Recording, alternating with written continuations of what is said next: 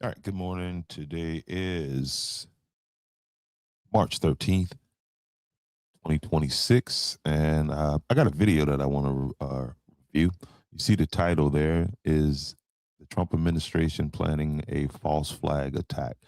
And I came across a video by none other than the number one top hating Jew hater, or the number one anti-Semite, according to the state of Israel, is none other than Mr. Tucker Carlson. Okay, ousted journalist.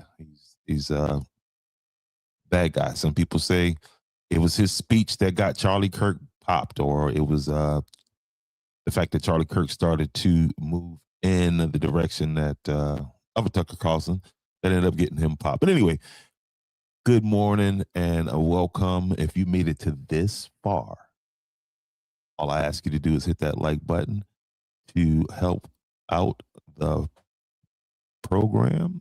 Okay. In these algorithms, welcome if you're listening over on the Culture Playbook.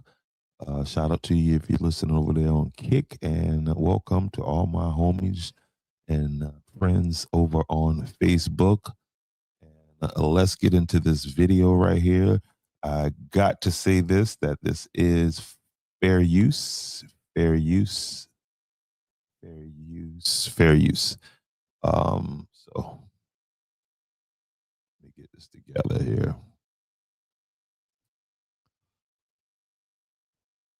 All right, here we go.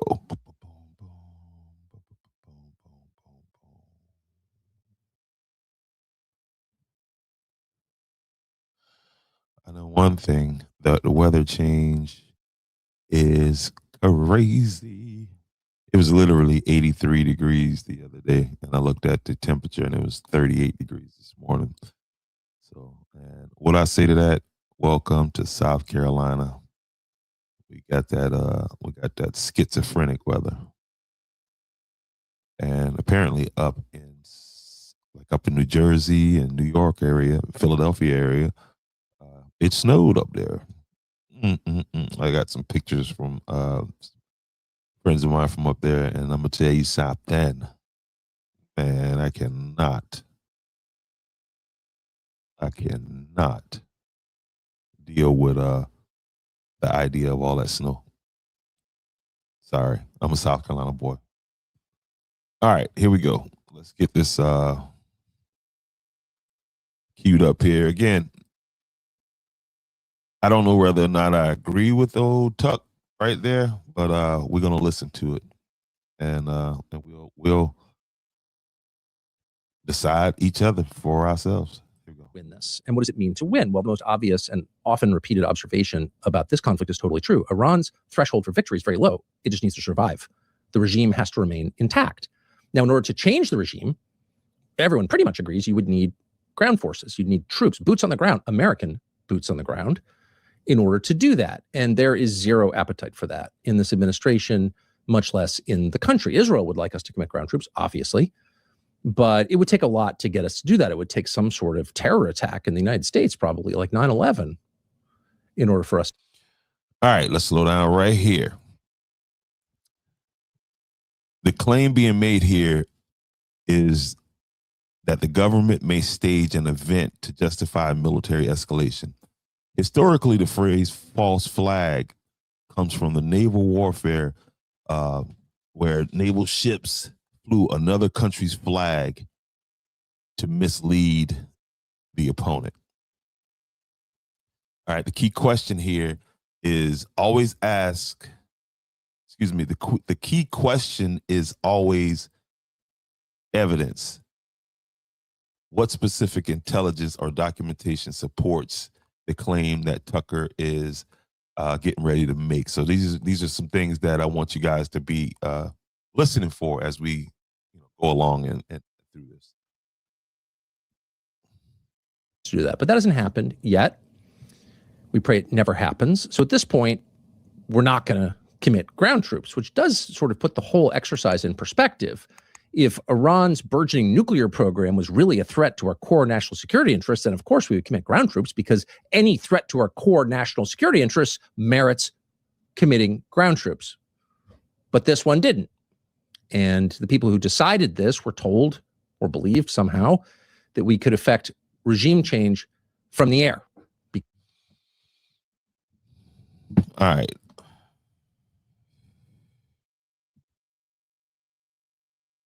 And it's turning out, it's proven very fast that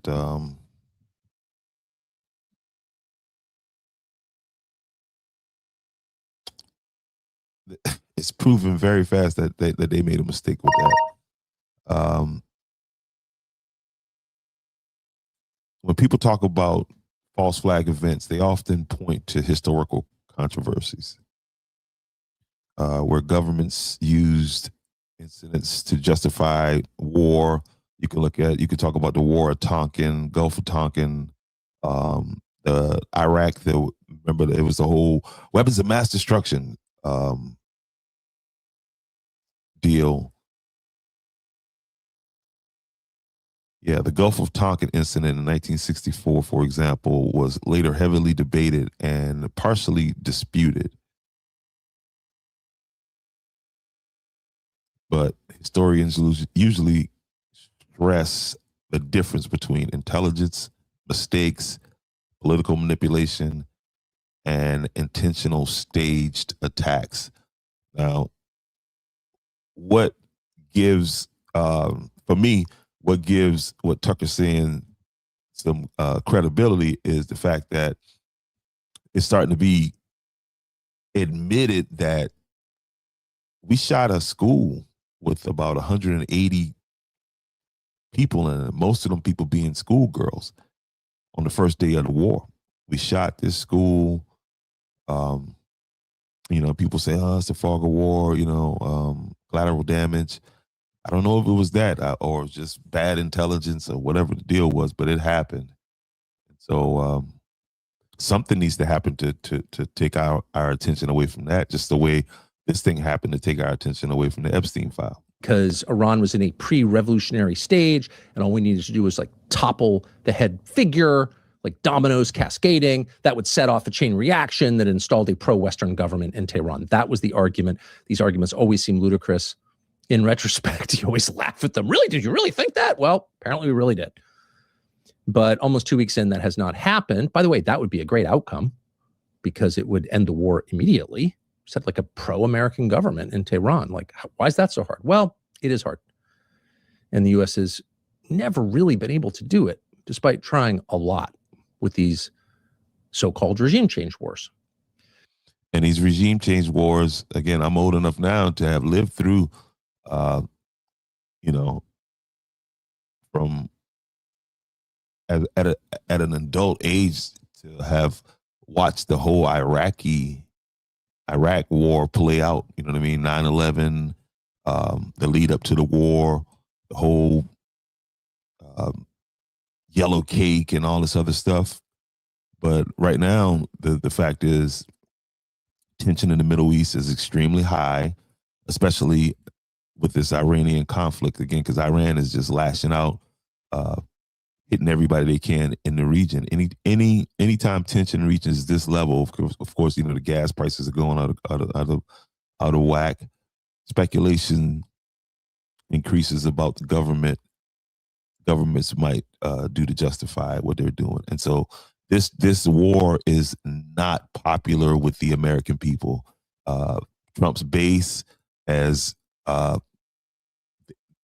they see him as a complete liar. They see him as, because most people voted on, America first. Let's bring the attention back to America first, America first, America first, and that's what they sold. I mean, I can get in and play hundreds of videos of them selling that lie. Here we go. But the thing about it is that whereas some people are just going to go with party no matter what, it's not happening. And you'll see it in this primary coming up. I mean, these primaries coming up. So if we don't succeed in doing that, if in the end the United States decides, well, we can't do this, what happens then?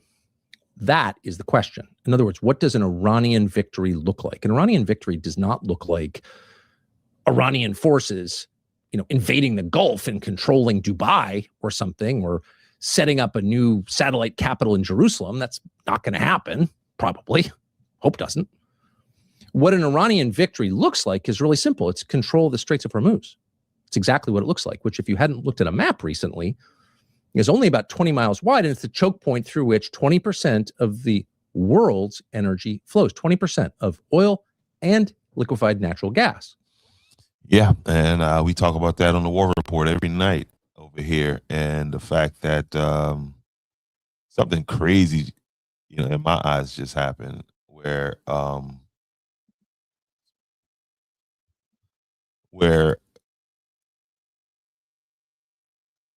Vladimir Putin is calling for he's literally engaged in a war right now with Ukraine, and he's calling for these people like, hey, y'all need to chill that out over there, because a lot of his fuel, and he's saying that, hey, you guys about to cause a humanitarian crisis by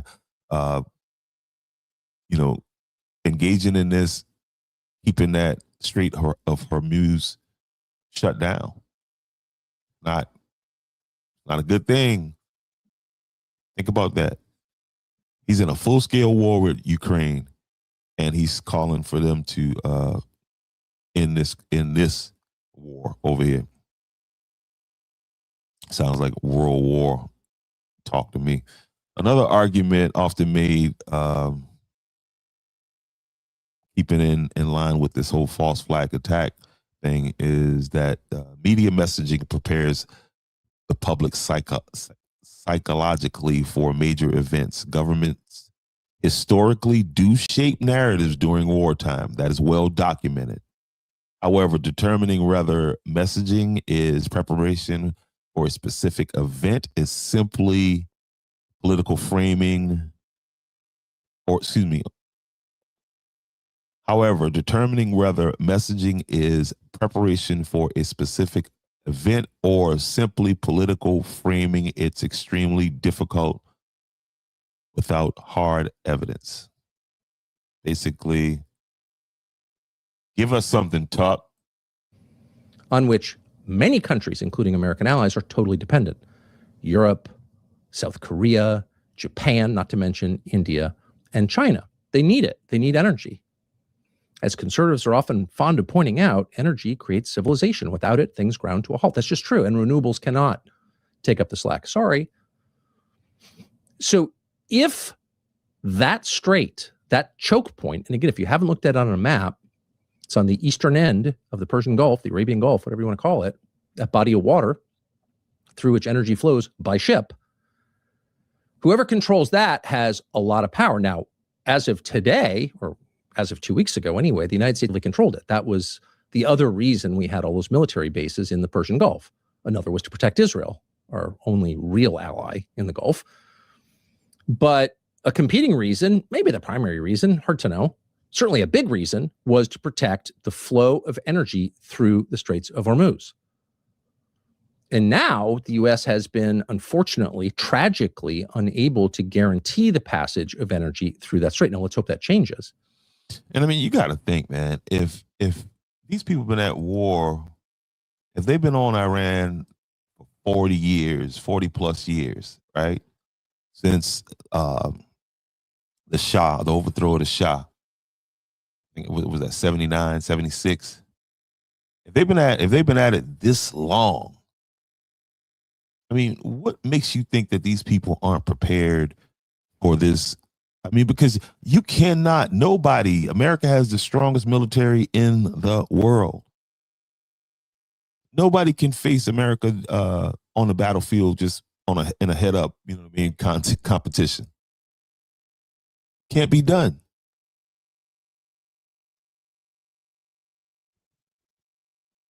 So if you think these people haven't been preparing to meet us where they can fight us, you're delusional. And I think that's what Trump understood about those forever wars, these unwinnable wars, these regime change wars. And that's why he campaigned on it. But when he got in there, He thought he was powerful until he ran into some power. And now he's just a punk. And he pushed Charlie Kirk out there, and Charlie Kirk got his, see what he got for his as a thank you.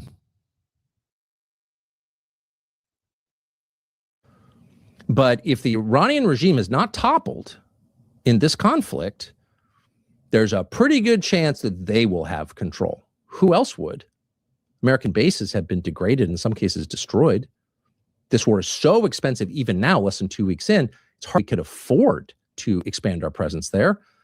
And then on a political level, how much will is there for that? We got to send more troops to the Persian Gulf. So as noted, right after this broke out, one of the whole purposes, one of the goals of this exercise from the perspective of Israel was to get the United States out of the Middle East.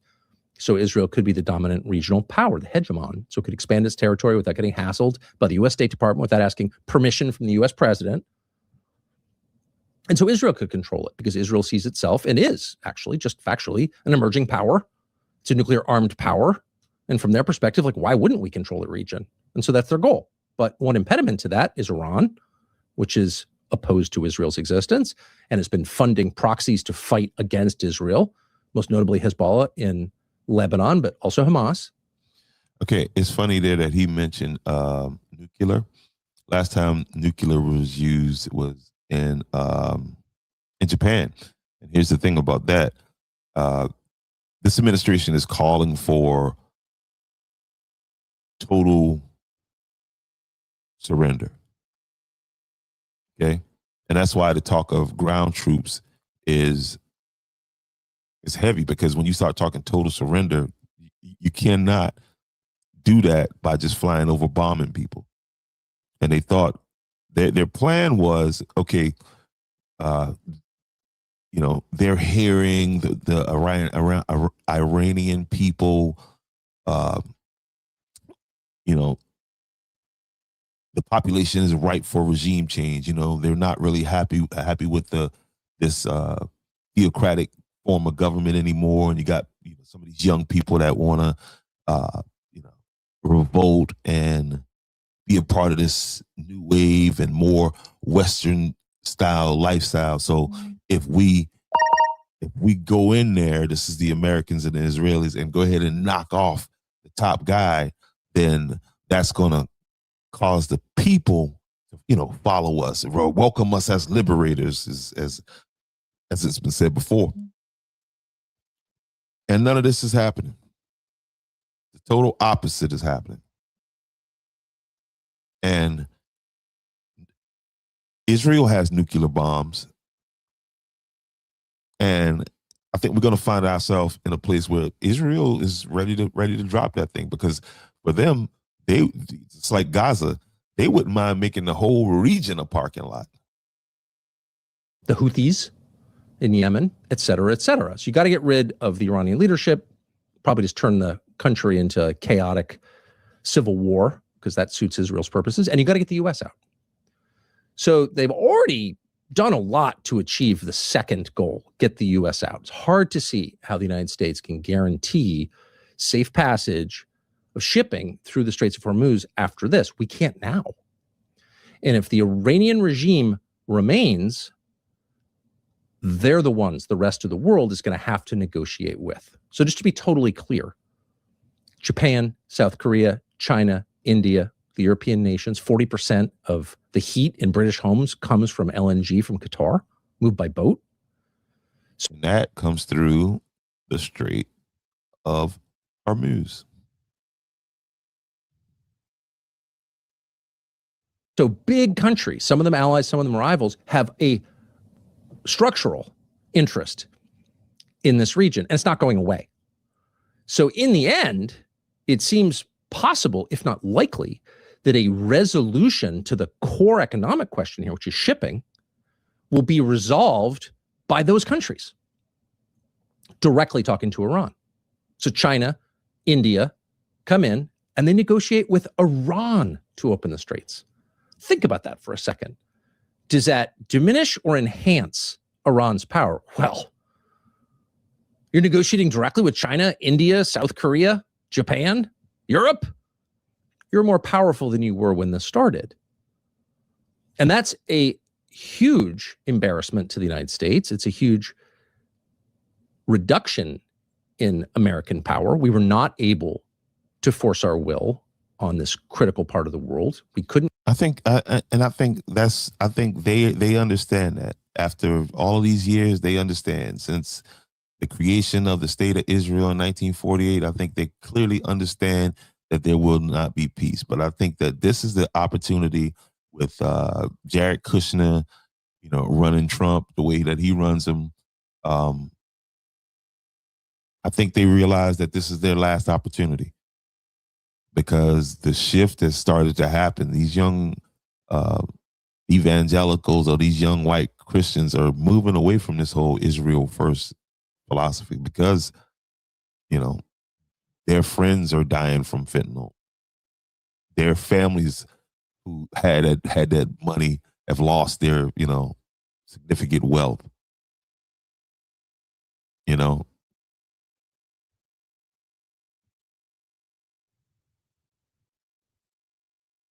Keep the peace. In fact, we shattered the peace.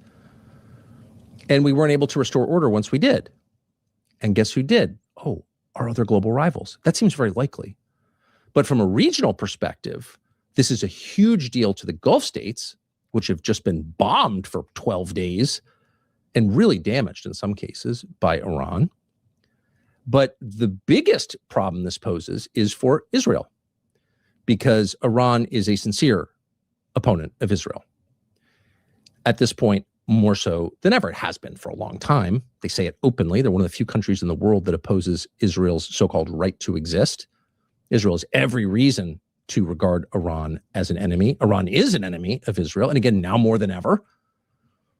So if Iran emerges with its leadership intact, with a leadership that might be even more anti-Israel than it was 3 weeks ago, why wouldn't it be?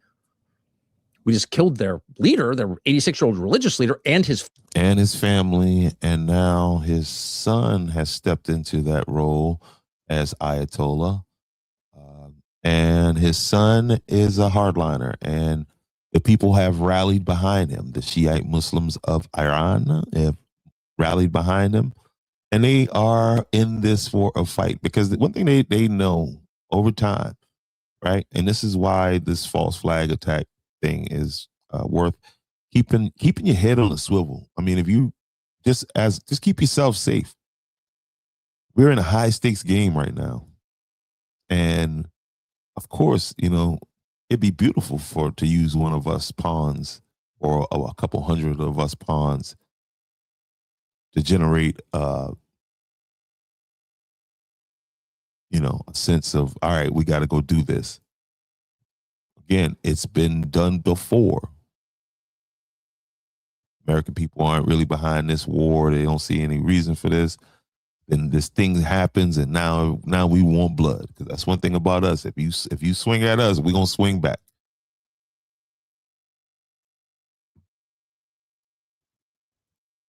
family. How does Israel live with that? And if Israel doesn't live with that, what are its options? If you start to think about this for about 2 minutes, it gets bracing, it gets a little scary. It's hard to know exactly how much damage the IRGC, the Iranians, have done to Israel because there's so much censorship. But we can conclude fairly confidently from available information that the port of Haifa, which is the most important port in Israel, controlled by the Chinese, I think, actually, interesting, and Tel Aviv, the second biggest city in Israel, have been hammered. And there has been widespread infrastructure destruction, and there's been loss of life of some kind. We don't know, but the video that seems real, they're hurting. And the Israelis have been dealing with this kind of stuff for a while. And that's the thing, too, because it's like, as an American, we're paying for this war, but we don't get to get the real story. We don't get to know what the hell is going on. They've already lied about that school. They've lied about the number of Americans that have been injured and killed in this war for PR reasons, for public relations reasons.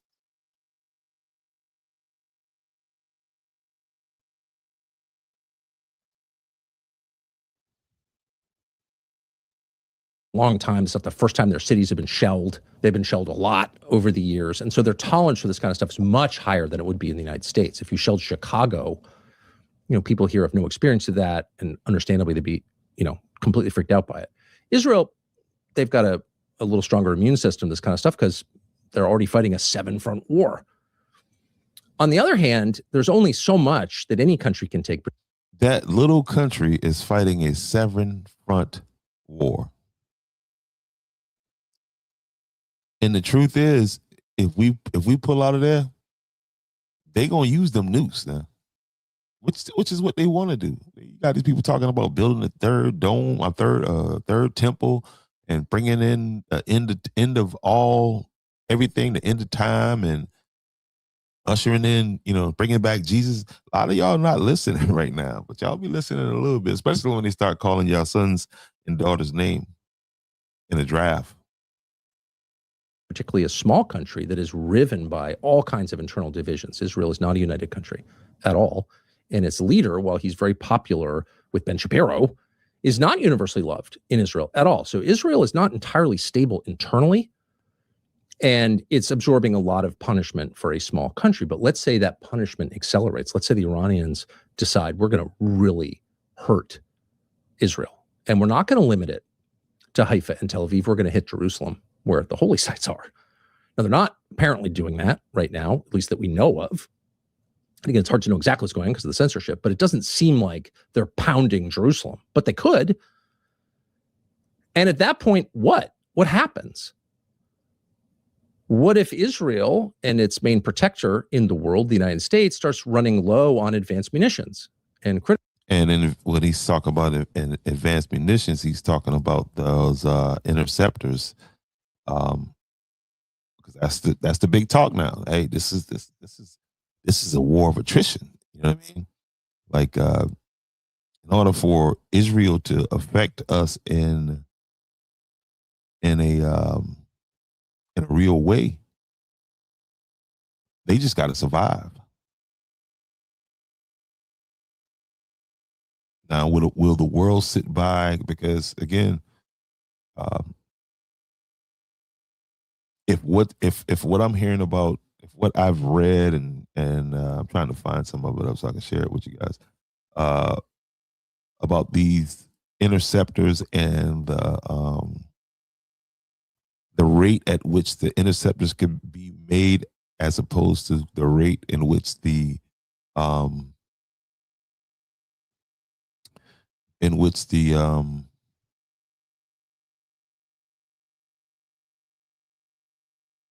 missiles that Iran is launching could be made, is a mathematical problem there.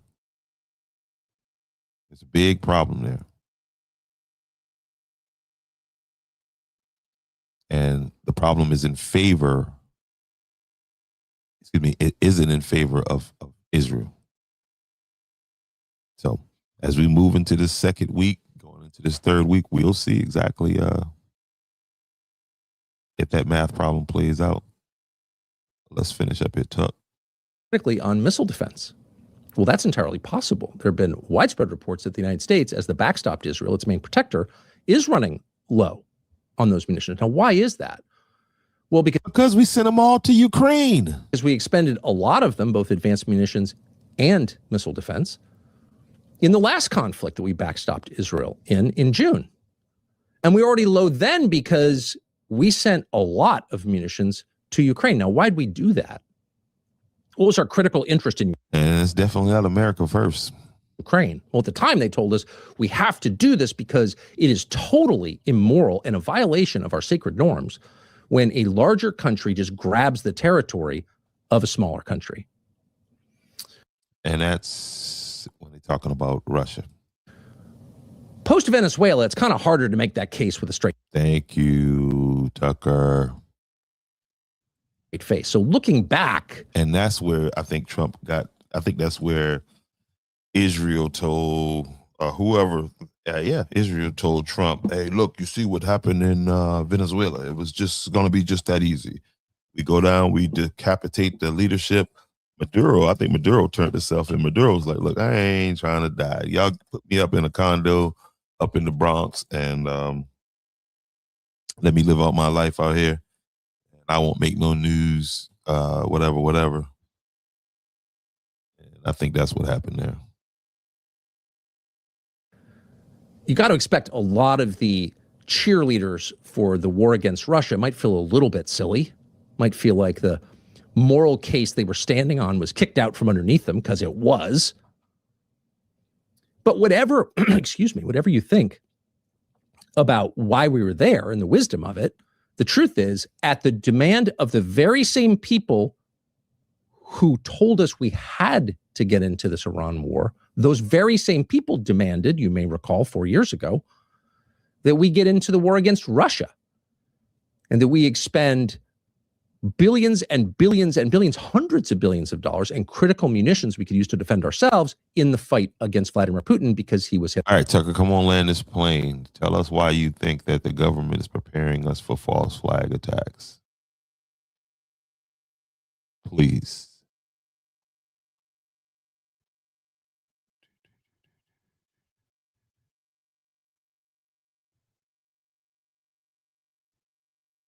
Sir. Hitler. Again, things look very different right now. But at the time, everybody in DC in both parties bought that story. The Democrats were all for it. The Republicans were all for it. This isn't the first bipartisan regime change war we've tried to fight. It's one of many. And in the course of that war, we expended a lot of critical munitions that we might be able to guarantee Israel's safety with now. But it looks like, from all available reports, we're running low. In fact, we're getting some apparently anti-drone technology from Ukraine. Savor that irony for a moment, if you would.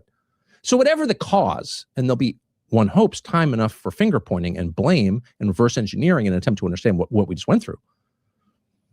The fact remains, it seems unlikely that the United States will be able to guarantee the safety of Israel. We can't guarantee it now, despite a real effort to. So what does that mean? Well, it means that at some stage, it is possible that Israel will feel it has no choice. We hope they feel they have no choice. They're not doing it for fun. But in any case, they might have to resort to a nuclear strike on Iran. That's what it is. And as soon as they can get us out of there, as soon as they can make it bad enough to where Trump, and I don't think Trump is making these decisions anymore, to be honest with you. That jackass got up there and lied about that school shooting. Oh, no, that was them. No, it was us.